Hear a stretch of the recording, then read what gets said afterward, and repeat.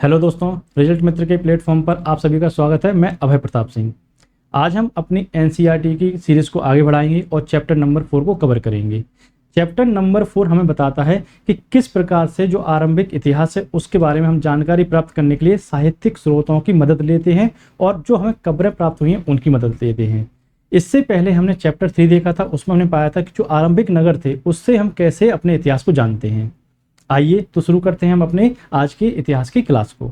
ये आपकी एनसीईआरटी की क्लास है। जैसा कि आपसे वादा किया था हमने कि जल्दी ही आपके लिए हम क्या करेंगे, जल्दी ही आपके लिए हम रेगुलर क्लासेस लेके आएंगे। तो ये क्लासेस आपके लिए 19 अक्टूबर से शाम को 4 बजे प्रारंभ होने वाली हैं। तो चलिए शुरू करते हैं आज की क्लास को। अब आज की जो क्लास देखेंगे इसमें एनसीईआरटी जैसे ही आप ओपन करेंगे तो उसमें आप पाएंगे जो हेडिंग है उसमें देखेंगे दुनिया के प्राचीनतम साहित्यिक स्रोतों में से एक। जो दुनिया के प्राचीनतम साहित्यिक स्रोत मिले हैं उनमें से एक स्रोत ऐसा है जिसकी आज हम चर्चा करने वाले हैं। तो जब हम एनसीईआरटी को शुरू कर रहे थे तभी मैंने आपको बताया था कि जो हमारे स्रोत, जो इतिहास को जानने के स्रोत हैं हमारे पास, वो कौन कौन से थे। वो थे आपके पुरातात्विक और साहित्यिक। पुरातात्विक स्रोतों के अंतर्गत हम क्या करते हैं, जो प्राचीन इमारतें हैं, जो प्राचीन वस्तुएं प्राप्त हुई हैं उनका अध्ययन करते हैं। और यहाँ पर आप देखेंगे साहित्य के अंतर्गत हम क्या करते हैं, जो साहित्यिक स्रोत हैं उनका अध्ययन करते हैं। तो आज हम यही जानेंगे कि साहित्यिक स्रोतों के द्वारा किस प्रकार से हम अपने जो इतिहास बीत चुका है, जो हमारा प्रारंभिक इतिहास है, उसके बारे में जानकारी प्राप्त करेंगे। अब यहाँ पर आप देख रहे होंगे इसको मैंने क्या है, दो कैटेगरी में बांटा हुआ है। पहला आपके पास देसी साहित्य है, दूसरा आपके पास विदेशी साहित्य है। अब देसी साहित्य और विदेशी साहित्य क्या होता है, इस चीज के बारे में हम जानने वाले हैं। इससे पहले आपको एक आरंभिक सूचना बताता हूँ। आप लोग कंटिन्यू एक ही मैसेज करते हैं, सर पीडीएफ, सर नोट्स। मैं आपको कई बार बता चुका हूं, जहां पर जिस जगह जरूरत होगी नोट्स बनवाने की वहां मैं रुक के आपको जरूर नोट्स बनवाऊंगा। अब मैं आपको अभी अगर नोट्स बनवाता हूं तो ये जो ऐसी बेसिक क्लासेस हैं कि यहां पर आप नोट बनाएंगे, फिर जब रेगुलर क्लासेस में आएंगे फिर से आपको नोट्स बनाना पड़ेगा। तो इसीलिए मैं यहाँ पर नोट्स नहीं बनवा रहा हूँ। ये केवल आपके क्या है, बेसिक को समझने के लिए है। यहाँ पर नोट्स बनाने की आवश्यकता नहीं पड़ेगी, आपको नहीं है आवश्यकता। यहाँ पे जब हम अपने आगे की क्लासेस में आएंगे, जैसे कि 8th क्लास, 9th क्लास, तब जहां आवश्यकता होगी मैं रुक के आपको नोट्स बनवाऊंगा। ऐसा नहीं है कि नोट्स नहीं बनवाएंगे, ठीक है ना। ये क्लासेस आप देखते हुए फ्री जरूर है, लेकिन इसकी क्वालिटी हम आपको वही क्वालिटी देंगे जो आपको दूसरी कोचिंगों में 2 लाख से 2.5 लाख के बीच में मिलती है। कितनी बार हम आपसे बोल चुके हैं, जो आप कमेंट बॉक्स में जो आप कंटिन्यू मैसेज भेजते रहते हैं कि पीडीएफ पीडीएफ, जितना ध्यान आप वहां पे लगाते हैं उतना ध्यान अगर आप यहाँ पे लगा दें तो आपको ना तो नोट्स की जरूरत पड़े, ना दोबारा क्लासेस देखने की जरूरत पड़े, ठीक ना। तो अब यहाँ पर आप देखिए, यहाँ पर क्या है, यहाँ पर हमारा जो चैप्टर है वो हमें क्या बताता है, साहित्यिक स्रोतों के बारे में। साहित्यिक स्रोतों की जब हम बात करते हैं तो यहाँ पर आप देखिए, यहाँ पर हमने इसको 2 कैटेगरी में डिवाइड किया है। कौन सा, देशी साहित्य, और फिर आपका दूसरा है विदेशी साहित्य। अब यहाँ पर आपको देखना है देशी साहित्य क्या होता है। जिन पुस्तकों की रचना भारतीयों द्वारा की गई उस साहित्य को हम बोलते हैं देशी साहित्य। वहीं जो पुस्तकें विदेशों लेखकों द्वारा लिखी गई हैं और या तो वो भारत में लिखी गई होंगी या भारत के बाहर बैठ के लिखी गई होंगी, उसको हम बोलते हैं विदेशी साहित्य। इनके मैं कुछ उदाहरण भी बताऊंगा आपको। अब जो देशी साहित्य आपका, इसको हम क्या करते हैं, 2 कैटेगरी में डिवाइड करते हैं, लेकिन इसकी चर्चा हम बाद में करेंगे। पहले हम आते हैं विदेशी साहित्य पर, क्योंकि आज हम क्या करेंगे, आज हम देशी साहित्य के अंतर्गत धार्मिक साहित्य को देखने वाले हैं।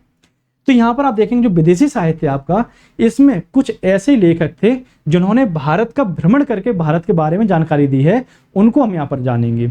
जैसे कि अगर हम बात करते हैं इंडिका नामक एक पुस्तक लिखी गई थी, ठीक। ये जो पुस्तक है ये मेगास्थनीज द्वारा लिखी गई थी। मेगास्थनीज कौन था, मेगास्थनीज चंद्रगुप्त मौर्य के दरबार में आया था, एक विदेशी था। इसके बाद आप देखेंगे टालेमी भी एक विदेशी था। इसने लिखा है भारत का भूगोल। अब ये दोनों जो पुस्तकें हैं काफी महत्वपूर्ण है। अब इन दोनों के नाम आप नोट कर लीजिए, यानी कि मेगास्थनीज, इंडिका, ठीक। मेगास्थनीज एक व्यक्ति का नाम है, इंडिका एक पुस्तक का नाम है, ठीक। और इसी तरह आप देखें टालेमी एक व्यक्ति का नाम है और भारत का भूगोल इसके द्वारा लिखी गई पुस्तक है। तो ये दोनों पुस्तक आपके क्या महत्वपूर्ण है, एग्जाम में पूछी जाती हैं। अब आगे आएंगे, आप देखेंगे वही इंसान, अल मसूदी, फाहियान और इब्न बतूता। इसी प्रकार के और भी कई सारे लेखक हुए हैं जो समय समय पर क्या है, भारत आते रहे हैं। अब अगर हम बात करते हैं इब्न बतूता की, तो इब्न बतूता एक ऐसा विदेशी यात्री होगा जो भारत आएगा और भारत की जेल में बंद कर दिया जाएगा। ये एक बहुत ही रोचक स्टोरी है। इसके कुछ अंश मैं आपको अभी बताता हूं और बाकी की स्टोरी हम अपनी रेगुलर क्लासेस में देखेंगे। इब्न बतूता मोरक्को का यात्री था, भारत भ्रमण करने के लिए आता है, भारत के बारे में जानना चाहता था। जब ये आता है तो बड़ा सत्कार किया जाता है इसका, बड़ा इज्जत दी जाती है इसको, और दिल्ली का काजी भी नियुक्त किया जाता है। ये कहानी आपकी जो है ये आपकी तुगलक वंश से संबंधित है, लेकिन किस शासक से संबंधित है इसको मैं अभी रिवील नहीं करूंगा, इसका नाम नहीं बताऊंगा। ये जब हम वो क्लास में आएंगे ये आपके लिए सरप्राइज है कि कौन शासक होगा, ठीक है। तो जो इब्न बतूता था, जैसे ही ये दिल्ली आएगा तो ये अपने प्रभाव छोड़ना प्रारंभ कर देगा और इसको दिल्ली का काजी नियुक्त कर दिया जाएगा। फिर कुछ समय के बाद इसको क्या है, इसके ऊपर अनियमितताओं का आरोप लगाया जाएगा और जेल में बंद कर दिया जाएगा। फिर आप देखेंगे शासक का हृदय परिवर्तन होगा, वो शासक इसको बाहर निकालेगा, बाहर निकालने के बाद इसको क्या अपना दूत बना के चीन के शासक के पास भेजेगा और कई सारे हीरा जवाहरात इसके साथ में भेंट के रूप में चीन के शासक के लिए भेजेगा। लेकिन जब ये आगे की तरफ जाएगा समुद्र मार्ग से तो क्या होगा, इसका जो जहाज था ये डूब जाएगा। जब इसका जहाज डूबता है तो कहा जाता है इसके जो साथी थे सारे उसमें क्या है मर जाते हैं। तो ये जितने भी यहाँ पर हीरे जवाहरात थे सबको इकट्ठा करता है, समेटता है और चला जाता है कहाँ पर, अपने घर पे यानी कि मोरक्को। तो ये पूरी स्टोरी और भी रोचक है जो मैं आपको धीरे धीरे करके अपनी जो मध्यकाल की किताबें क्लास होंगी या फिर जो प्राचीन काल की आरंभिक क्लास होंगी उसमें हम इनको देखेंगे, मध्यकाल में भी इसको हम जानेंगे। सारा मध्यकाल और प्राचीन काल में आपको इसी प्रकार कहानियों के द्वारा बताने वाला हूं। तो ये तो बात की हमने कैसी विदेशी साहित्य की। अब हम आते हैं अपने देसी साहित्य के ऊपर। जो हमारा देसी साहित्य इसमें हमने क्या किया, दो भागों में इसको वर्गीकृत किया है। पहला है आपका धार्मिक साहित्य। धार्मिक साहित्य के अंतर्गत हम उन पुस्तकों को लेते हैं जो किसी एक धर्म विशेष के आचरणों के ऊपर लिखी गई है, उसके नियमों के ऊपर लिखी गई है। जैसे कि हम बात करते हैं वेद। वेद क्या है, हमारे धार्मिक ग्रंथ हैं, उनसे हमें कई सारी धार्मिक क्रियाओं का पता चलता है। ठीक, जिस प्रकार से आप देखेंगे सामवेद है, सामवेद से को कहा जाता है ये भारतीय संगीत का जनक है। इसको हम अपनी आरंभिक जो क्लासें होंगी हमारी रेगुलर क्लासेस उसमें बहुत ही विस्तार से देखने वाले हैं। वेद हुए, वेद के बाद देखेंगे आप क्या, पुराण, फिर उपवेद, फिर उपनिषद, रामायण, महाभारत, ये सारी क्या है आपकी, ये सारी धार्मिक किताबें हैं। इसमें आप देखें बुद्ध चरित्र, बुद्ध के जीवन के ऊपर लिखी गई किताब है। किसने लिखी, अशोक घोष ने लिखी है। ये तो हुई आपकी क्या, धार्मिक ग्रंथ। इसी प्रकार के और भी कई सारे ग्रंथ आपको देखने के लिए मिलेंगे जो हमारे क्या है धार्मिक ग्रंथ हैं। फिर यहाँ पर आप देखेंगे अन्य पुस्तकों की बात की जाएगी। अन्य पुस्तकों में हम किन्हें रखते हैं, अन्य पुस्तकों को में हम उनको रखते हैं ये या तो किसी राजवंश से या फिर किसी राजा से संबंधित होती थी। अब जैसे कि मुद्रा राक्षस किसने लिखा, विशाखदत्त ने लिखा है। राज तरंगिणी किसने लिखी, कल्हण ने लिखी है। कामसूत्र वात्स्यायन ने लिखा हुआ है। फिर इसके बाद आते हैं कालिदास। कालिदास ने कई सारी किताबों की और कई सारे नाटकों की रचना की है, कई सारे काव्यों की रचना की है। इसमें से आप देखेंगे अभिज्ञान, शाकुंतलम, विक्रमोर्वशी और रघुवंशम।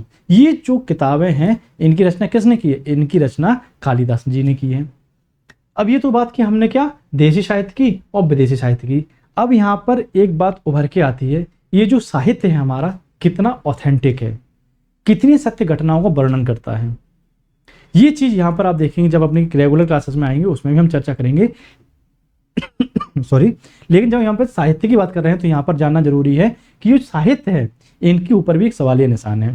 सवालिया निशान कैसे है, देखिए जो आपका गैर धार्मिक साहित्य है कहा जाता है इसके बारे में ये ऐसे लोगों से एक बार के द्वारा लिखा गया है जो उस राजवंश के या जो राजा के बारे में लिख रहे हैं उसी के दरबार में हुआ करते थे।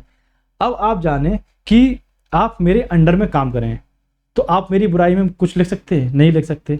इसीलिए कहा जाता है जब कोई लेखक किसी राजा के अंतर्गत और उससे पुरस्कार प्राप्त करके उसका ही इतिहास लिख रहा है तो कहाँ तक इसमें सत्य घटनाओं का वर्णन किया गया होगा। हो सकता है इन साहित्य में क्या है बढ़ा चढ़ाकर भी वर्णन किया गया हो, इसीलिए इन पुस्तकों के ऊपर क्या है एक सवालिया निशान लगता है। इसी प्रकार से आप देखेंगे यहाँ पर जो विदेशी लेखक आए हैं ये भी कहाँ आ रहे हैं, ये भी राज दरबारों में आ रहे हैं। राज दरबारों में जब आते थे तो इन्हें पुरस्कार दिए जाते थे, इन्हें सम्मान दिया जाता था। तो ये भी क्या साहित्य की सही रचना करेंगे या फिर जो उस कार्यकाल में उस शासक के बारे में नकारात्मक छवि होगी उसको साफ करते हुए सिर्फ सकारात्मक बिंदुओं को लिखेंगे। इसीलिए सबसे पहले हमें किसी साहित्य को केंद्र में रख के उस पर अध्ययन करना हो तो सबसे पहले बात आती है कि जिस व्यक्ति के द्वारा उस किताब को लिखा गया और जिस व्यक्ति के ऊपर उस किताब को लिखा गया उन दोनों व्यक्तियों के बीच में कैसे संबंध थे। अगर मधुर संबंध होंगे और जो लेखक है वो राजा के अंतर्गत आता होगा, राजा के ऊपर आश्रित होगा तो क्या होगा, तो वो राजा की बड़ाई करेगा, राजा को खुश करने की कोशिश करेगा जिससे उसको और भी ज्यादा उपहार मिले। वहीं अगर किसी लेखक की किसी राजा से क्या संबंध अच्छे नहीं है, कटुता की स्थिति है, तो यहाँ पर आप पाएंगे जो लेखक है वो क्या करेगा, वो राजा की आलोचना करेगा। अगर राजा कुछ सही काम भी करेगा तब भी उसको आलोचना का सामना करना पड़ेगा। इसीलिए कहा जाता है इन सभी बिंदुओं को देखना चाहिए हमें जब हम किसी स्रोत को केंद्र में रख के पढ़ते हैं। अब यहाँ पर जब हम बात करते हैं तो अब आएंगे हम अपने अगली स्लाइड पर। जब हम अगली स्लाइड पर आएंगे तो यहाँ पर आप देखेंगे धार्मिक साहित्य। धार्मिक साहित्य के अंतर्गत हम किन्हें लेते हैं, धार्मिक साहित्य के अंतर्गत आप देखेंगे ब्राह्मण ग्रंथ, जैन ग्रंथ, बौद्ध ग्रंथ और अन्य ग्रंथों को भी यहाँ पर शामिल करते हैं। ठीक, जैसा कि मैंने आपको बताया कि जो आपके धार्मिक ग्रंथ है इसमें वेद, पुराण, उपनिषद भी आते हैं। तो यहाँ पर हम देखेंगे वेद। वेद क्या है, सबसे आरंभिक ग्रंथ हम वेद को मानते हैं। वेद हमारे पास कितने, 4 हैं। कौन कौन से, ऋग्वेद, सामवेद, यजुर्वेद और अथर्ववेद। ये 4 वेद हमें देखने के लिए मिलते हैं। लेकिन आज जो हम बात करने वाले हैं, आज हम बात करेंगे ऋग्वेद की, क्योंकि चैप्टर 4 हमें ऋग्वेद के बारे में बताता है ना। इतनी चीजें आपको यहाँ पर क्लियर हुई होंगी। अब कमेंट बॉक्स में प्लीज आप पीडीएफ के बारे में मत बोलना, मैं आपको बता चुका हूँ। आपके पास अगर सही समझ है किसी विषय को समझने के लिए तो आप उसको समझ लीजिए, नोट्स आप खुद ब खुद बना सकते हैं। अब अभी तक आप क्या करते थे, आपके पास बहुत ज़्यादा मटेरियल स्थित था, मटेरियल उपलब्ध था आपके पास में, मार्केट में उपलब्ध है, 100 से 150 रुपये में भी अवेलेबल है, आप आसानी से ले सकते हैं। लेकिन आप अगर उसको ले भी लेंगे तो आपको उसको समझ नहीं पाएंगे कि किस प्रकार से उस चीज़ को आपको हजम करना है, डाइजेस्ट करना है। इसीलिए यहाँ पर सिर्फ और सिर्फ समझने पे ध्यान दीजिए। हम नहीं चाहते कि आपको इन क्लास करने के बाद किसी और हिस्ट्री के मास्टर साहब की जरूरत पड़े, है ना। इसीलिए यहाँ पर केवल और केवल समझने पर ध्यान दीजिएगा। अब जब हम आगे आएंगे यहाँ पर तो आप देखेंगे आगे क्या है, आगे जब आप आएंगे तो हम ऋग्वेद की बात करेंगे। 4 वेदों में सबसे महत्वपूर्ण कौन सा है, ऋग्वेद है। अब जब हम ऋग्वेद को पढ़ते हैं तब हमें क्या जानकारियां प्राप्त होती हैं, इसके बारे में हम यहाँ पर देखेंगे। जब आप ऋग्वेद को पढ़ेंगे तो यहाँ पर आप पाएंगे यह क्या है, सबसे पुराना वेद है। सभी 4 वेदों में सबसे पुराना वेद कौन सा है, सबसे पुराना वेद ऋग्वेद है। इसकी जो रचना है आप देखेंगे 3500 से 3700 वर्ष पूर्व की गई थी। अब अगर हम इसके रचनाकार की बात करते हैं तो देखिए दोस्तों, ये जो किताब है किसी एक काल में नहीं लिखी गई, किसी एक पीरियड में नहीं लिखी गई। इसका जो लेखन हुआ है ये अलग अलग दशकों में अलग अलग पीढ़ियों के द्वारा किया गया है। इसीलिए इसका जो लेखक है उसके बारे में हमें क्या है, उसके बारे में हमें एग्जैक्ट इंफॉर्मेशन प्राप्त नहीं होती है। अब जब हम इस पुस्तक को पढ़ते हैं तो इसमें आप देखेंगे 10 मंडल है। 10 मंडल से मतलब 10 भाग आप उसको बोल सकते हैं। फिर आप देखेंगे 1028 सूक्त हैं और 10,462 मंत्र हैं।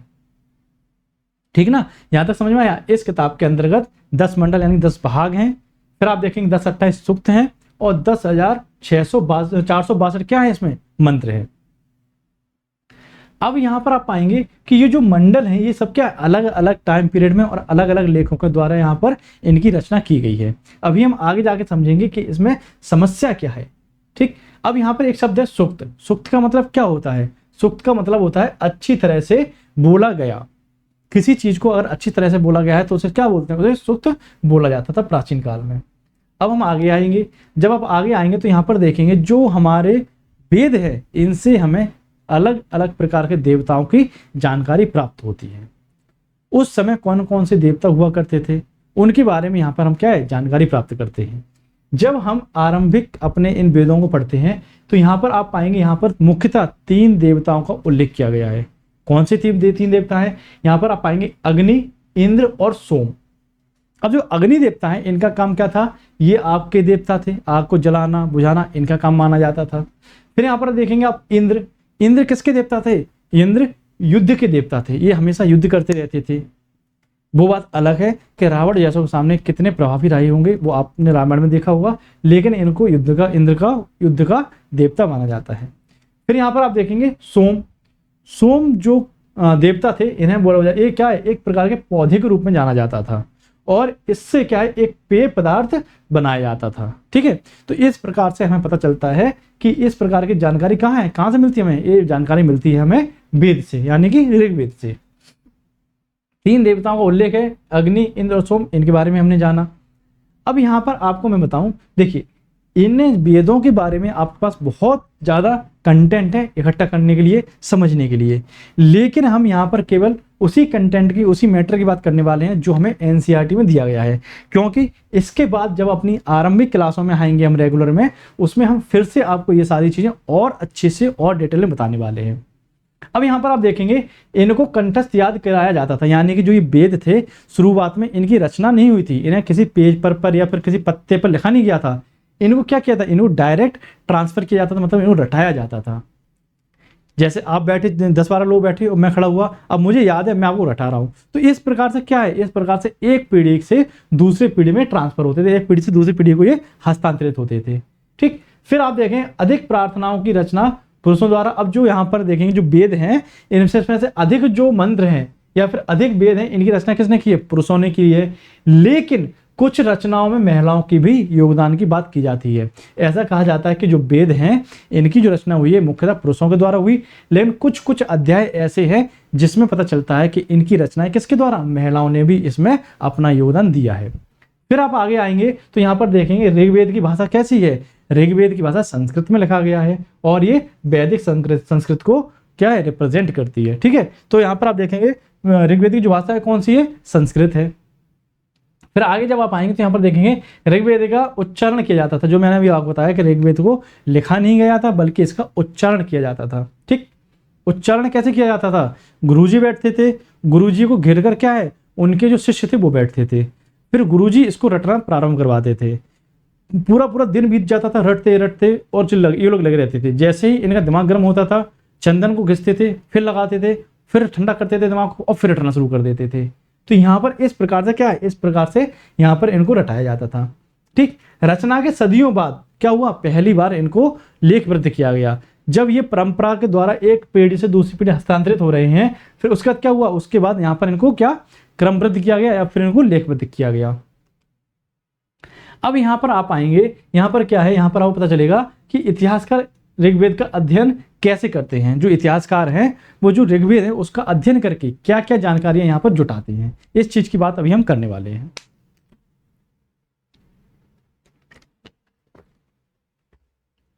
तो जब हम यहाँ पर इतिहास के स्रोतों के बारे में जानकारी करेंगे तो ऋग्वेद हमारे पास महत्वपूर्ण है। अब ऋग्वेद मैंने आपको बताया क्या है, वेदों में सबसे पुराना वेद है।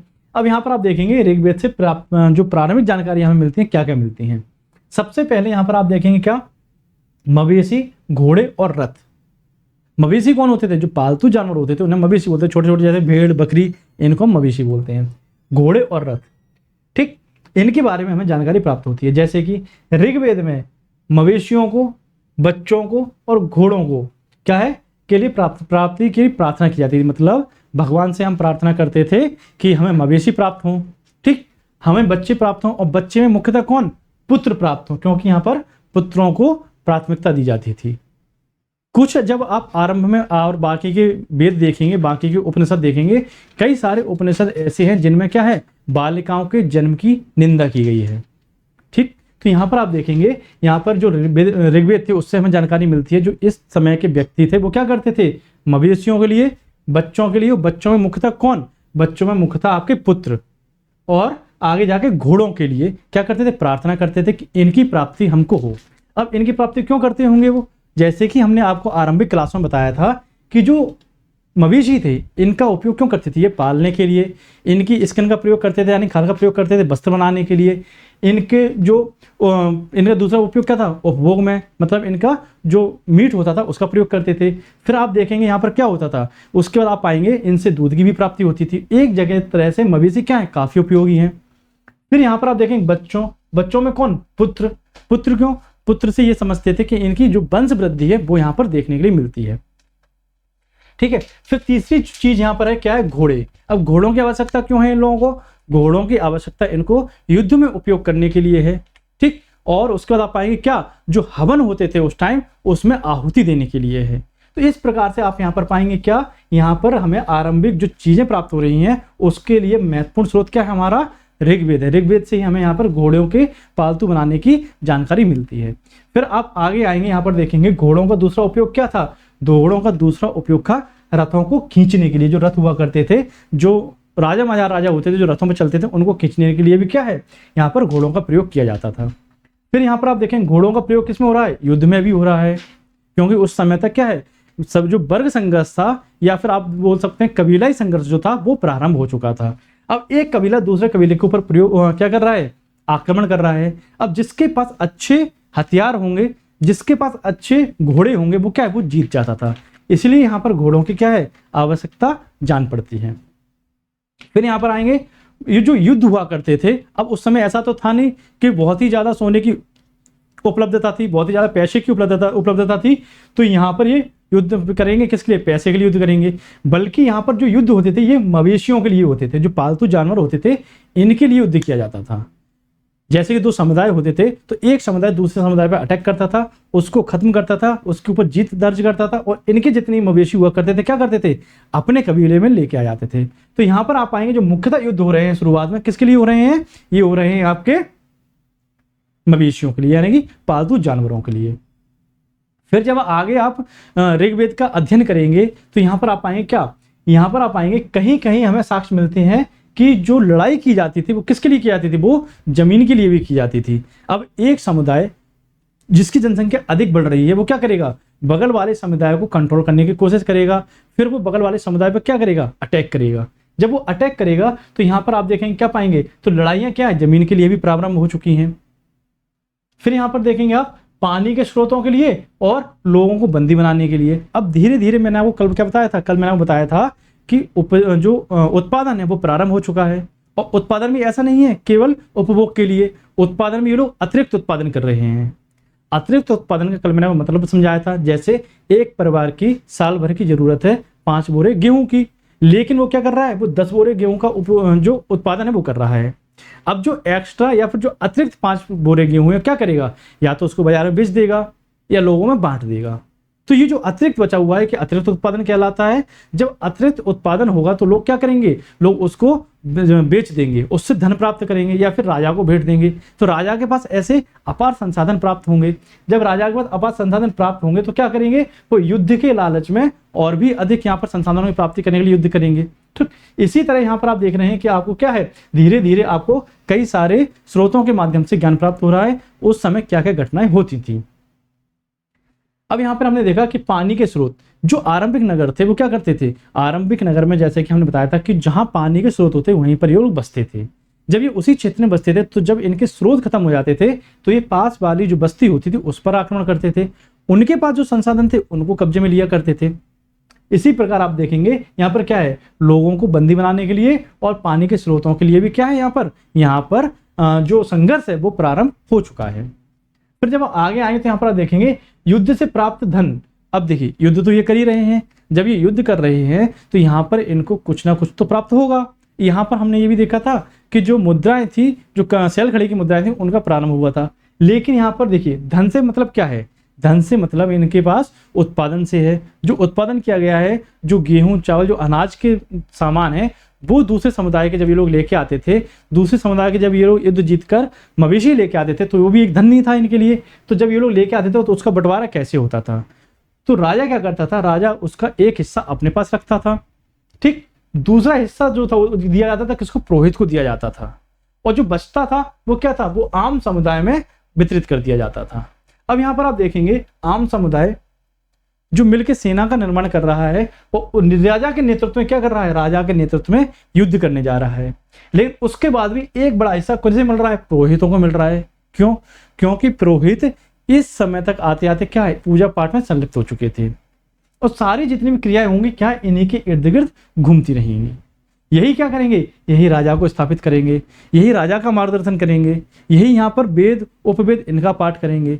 तो यहाँ पर आप देखेंगे यहाँ पर धीरे धीरे क्या है, यहाँ पर धीरे धीरे दो आपको समुदाय दिखाई देंगे या फिर दो वर्ग दिखाई देंगे। इतिहास में हम कहते हैं ना कि वर्ग वर्ण व्यवस्था या फिर वर्ग व्यवस्था, तो यहाँ पर वर्ण आपको दो शुरुआत में दिखाई देंगे। कौन कौन से, एक राजा जो क्षत्रिय वंश का होगा, दूसरा ब्राह्मण को जो क्या होगा, जो पूजा पाठ और वेदों का उच्चारण कर रहा है।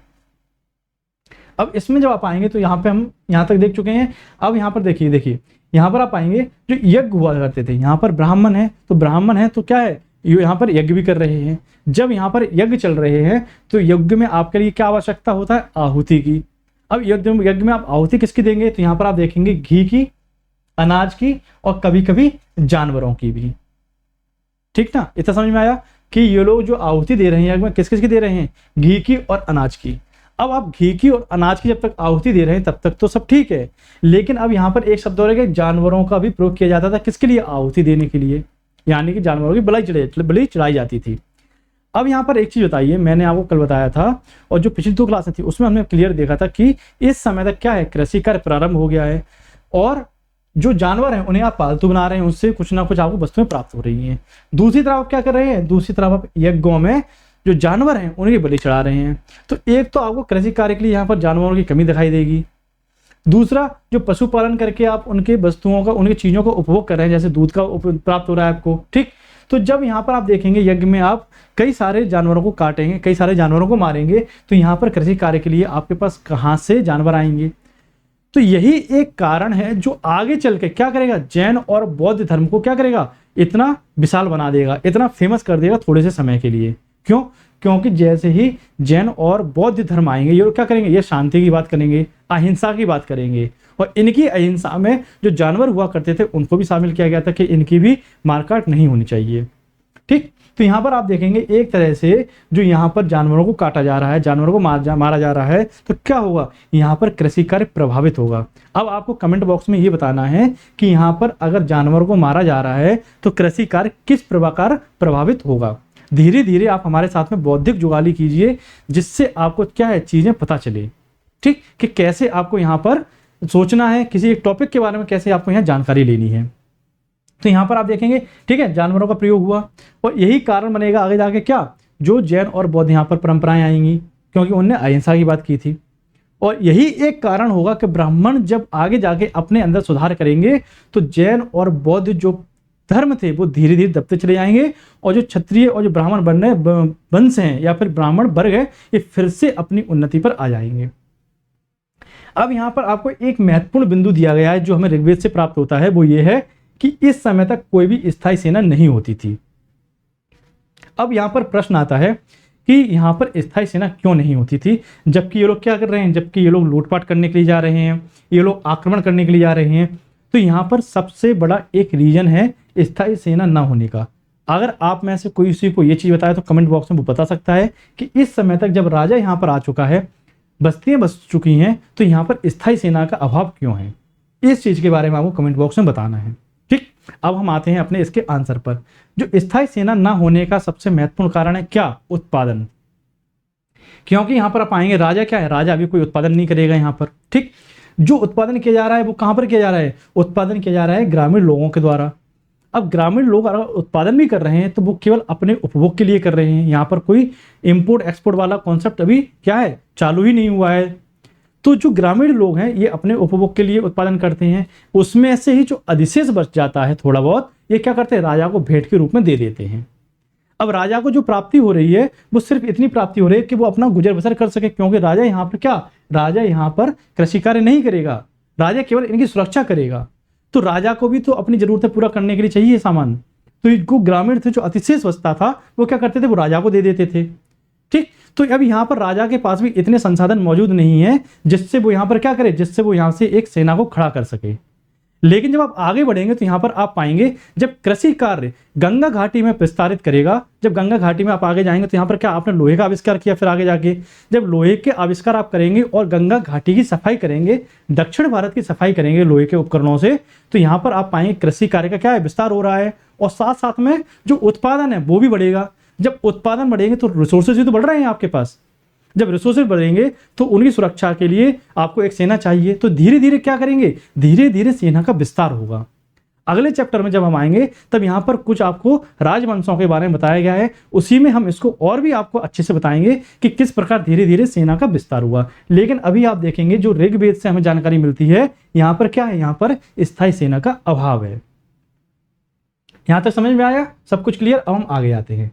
अब यहाँ पर आप देखेंगे लोगों की विशेषता बताने वाले शब्द। अब यहाँ पर कुछ ऐसे शब्दों का जिक्र किया है ऋग्वेद में जिनसे हमें क्या है, लोगों के वर्गीकरण किया गया है, लोगों का वर्गीकरण यहाँ पर हमें मिलता है, जैसे कि काम के आधार पर। अब आपने देखा होगा कि जो वर्तमान में एक आलोचना की जाती है, जैसे मनुस्मृति हुई या फिर कोई और भी पुस्तक हुई, उसमें बोला जाता है कि उस जमाने में वर्ण व्यवस्था थी जो आज भी मौजूद है। देखिए उस जमाने की वर्ण व्यवस्था में और आज की वर्ण व्यवस्था में क्या अंतर है। उस जमाने की वर्ण व्यवस्था थी, उस पर अभी हम चर्चा करेंगे। उससे पहले आपको जो शब्द हैं जो हमें वेदों से मिलते हैं उसके बारे में बात करते हैं। देखिए, जो लोगों का वर्गीकरण किया गया था केवल ये क्या जाति के आधार पर नहीं था, ये अलग अलग कर्मों के आधार पर किया गया था। जैसे कि काम के आधार पर, जो उस समय जो पैदा होता था, ऐसा नहीं था कि आज की डेट में तरह उसके नाम के पीछे सरनेम लग जाता था। जब कोई व्यक्ति पैदा हुआ यहाँ पर, फिर उसने क्या किया, उसने अपने आप को जिस रूप में ढाला या फिर जिस एक तरह से मान सकते हैं जिस कार्य में वो संलिप्त हुआ, उसी कार्य को उसका क्या वर्ण मान लिया गया था, उसी काम को क्या उसका धर्म मान लिया गया था। जैसे अगर कोई व्यक्ति योद्धा है तो उसको मान लिया गया था कि आप क्षत्रिय हैं, कोई व्यक्ति पूजा पाठ कर रहा है उसको ब्राह्मण मान लिया गया। अब यहाँ पे ऐसा तो है नहीं कि हर व्यक्ति हर काम में सक्षम हो।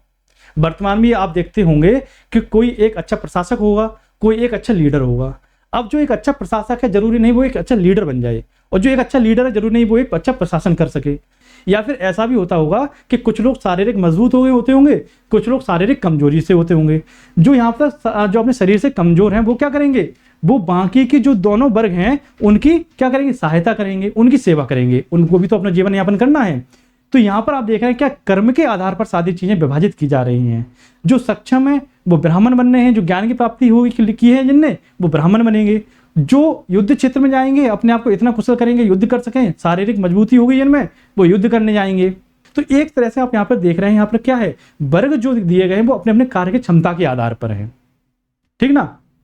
इसी प्रकार यहाँ पर आप देखेंगे उस समय जो वर्ण हुआ करते थे ऐसा नहीं है कि स्थायी हो जाते थे। जैसे कि आप अगर क्षत्रिय हैं तो ऐसा नहीं है कि आप क्षत्रिय रहेंगे, अगर आप चाहें तो आप ब्राह्मण वर्ग में भी आ सकते थे, और क्या करते थे आप नीचे वाले और भी जो वर्ण हैं जैसे साफ सफाई वाले या फिर दूसरों की सेवा करने वाले उसमें भी आप जा सकते थे, ठीक ना। तो यहाँ पर इस चीज को हम यहाँ पर देखेंगे। उसके बाद जो दूसरा विभाजन है क्या है, भाषा के आधार पर।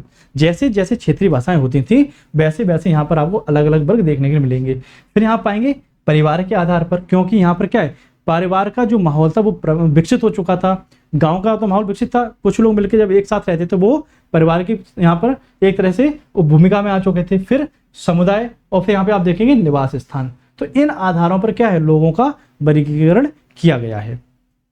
इसी को हम आगे फिर समझने वाले हैं। अब यहाँ पर आप देखेंगे जो मैंने आपको क्या बताया, वर्ग समूह है। यहाँ पर दो वर्ग समूह थे, कौन से, ब्राह्मण और राजा, ठीक है। अब यहाँ पर आप देखेंगे जो राजा है, राजा ऐसा राजा नहीं है कि आप समझें कि बहुत बड़े महल में रह रहा है, बहुत बड़ी सेना है उसके पास और बहुत ही लग्जरियस लाइफ जी रहा है। यहाँ पर आप राजा को देखेंगे ना तो इसके पास महल है, ना इसके पास स्थायी सेना है, ना इसके पास कर वसूलने की ताकत है, ठीक। अब मैंने आपको बताया कि स्थायी सेना इसके पास नहीं है। अब यहाँ पर आप देखेंगे इसके पास महल भी नहीं है और इसके पास क्या कर वसूलने के अधिकार भी नहीं है, और यहाँ पर ऐसा भी नहीं है कि राजा का बेटा ही राजा बनेगा। तो यहाँ पर जो राजा का कॉन्सेप्ट आया, कैसे आया, यहाँ पर जो लोग थे इन्होंने वो सोचा कि अब हम सब लोग क्या समुदाय में रह रहे हैं और यहाँ पर हमें डिसीजन लेने में क्या है, मुश्किल होती है। तो इन्होंने अपने सारे डिसीजन लेने के लिए एक व्यक्ति को नियुक्त किया, वो क्या हुआ, वो राजा बना। जैसे मैंने आपको क्या बताया था, एक स्टोरी सुनाई थी, आप लोग क्या है, आप लोग एक साथ एक रूम में रहते हैं और किसी दिन आपके यहाँ पर योजना बनती है कि आज पार्टी करेंगे।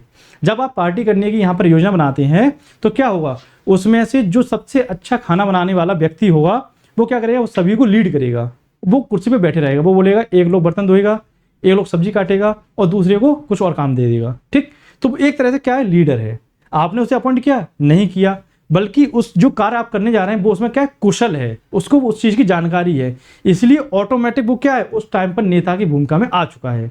जैसे ही खाना बन के पार्टी खत्म हो गई, वो क्या है, वो आपकी तरह ही सामान्य व्यक्ति हो जाएगा, ठीक है। तो यहाँ पर आप देख रहे हैं जो राजा है, यहाँ पर ऐसा नहीं है कि मतलब वो वंशगत राजा है, तो राजा का बेटा राजा ही बनेगा। तो यहाँ पर लोग अपनी जरूरतों के अनुसार एक व्यक्ति को क्या है, राजा बना रहे हैं जो उनकी डिमांड को पूरा कर सके, केवल निर्णय लेने के लिए। तो यहाँ पर ना तो बड़े बड़े महल है, ना स्थायी सेना है, ना कर वसूलने का अधिकार है, बल्कि जो यहाँ की प्रजा है वो इसको जो दे रही है उसी में खुश होकर ये अपने क्या है, उसी चीज़ों का उपभोग करके ये अपना जीवन निर्वाह कर रहा है। फिर आगे आप देखेंगे यहाँ पर ऋग्वेद में बिन, विश्व और जनों की भी जानकारी मिलती है, ठीक। ये हमें एक तरह से आप देखते हैं वर्तमान में क्या होते हैं, प्रदेश होते हैं, जिले होते हैं, तहसील होती है।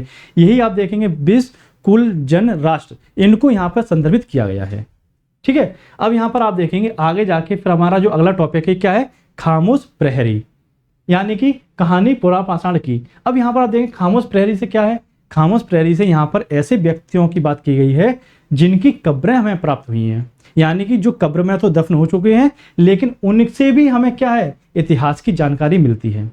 तो हमने आपको पिछली क्लासों में बताया था कि जो कब्रों की प्राप्ति हुई है हमें, उनसे हमें इतिहास की कैसे जानकारी प्राप्त होती है।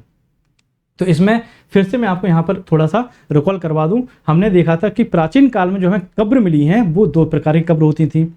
दो प्रकार की कैसी, एक तो कब्र ऐसी होती थी जिनमें क्या था, सामान्य प्रकार के हमें औजार, सामान्य प्रकार के बर्तन मिलते थे, मिट्टी के जैसे मिल गए, ठीक है। तो उसमें हम क्या करते थे, उसमें हम अंदाजा लगाते थे कि ये जो बर्तन है, ये या फिर जो सामान्य बर्तन है, ये जिस व्यक्ति की कब्र में मिले हैं ये उस समय का अहम आदमी रहा होगा। वहीं दूसरी जो कब्र हमें मिलती है उसमें हमें सोने चांदी के या फिर दूसरी धातुओं के क्या है, यहाँ पर औजार मिलते हैं, दूसरी धातुओं की हमें वस्तुएं मिलती हैं। तो हम क्या कहते हैं, तो हम अंदाज लगाते हैं कि उस समय का ये प्रभावशाली व्यक्ति रहा होगा। उसी के साथ में हमें कई कब्र ऐसी मिली हैं जिनके साथ में उनके नौकरों को, उनके सेवकों को भी दफन किया गया। तो इससे ये अंदाजा लगाया गया कि कहीं ना कहीं मरने के बाद भी लोगों को सेवकों की जरूरत पड़ती है। तो इस प्रकार से आप देखेंगे यहाँ पर क्या है, इस प्रकार से आप देखेंगे हमें अलग अलग कब्रों से अलग अलग प्रकार की वस्तुएं प्राप्त हुई हैं और इन्हीं वस्तुओं के आधार पर हम ये अंदाजा लगाते हैं कि यहाँ पर मरने के बाद भी लोग सोचते थे कि कहीं ना कहीं क्या है, कहीं ना कहीं यहाँ पर मरने के बाद भी वस्तुओं की जरूरत पड़ती है। अब यहाँ पर एक कॉन्सेप्ट आता है सामूहिक कब्रों का। सामूहिक कब्रों के साथ में कैसे, यानी कि एक कब्रों में 25 से 26 लोगों को दफन किया गया है।